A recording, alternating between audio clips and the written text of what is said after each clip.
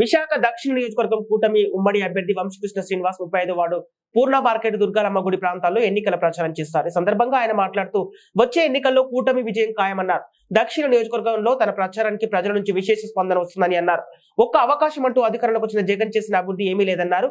పరిశ్రమలు రాక ఉపాధి లేదన్నారు. చెత్త పన్ను, విద్యుత్ బిల్లుల పెంపుతో విసిగిపోయిన ప్రజలు వైసీపీని గద్దెదించడానికి సిద్ధంగా ఉన్నారని పేర్కొన్నారు. వైసీపీ పాలనలో విశాఖ వెనుకబడిపోయిందని అన్నారు. ఈ కార్యక్రమంలో పార్టీ నాయకులు, కార్యకర్తలు పాల్గొన్నారు.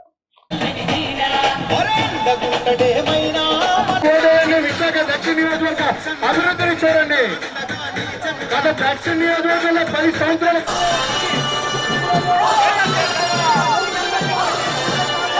బలపరిచిన అభ్యర్థి శ్రీ వంశకృష్ణ శ్రీనివాస్ గారు మన దక్షిణ నియోజకవర్గంలో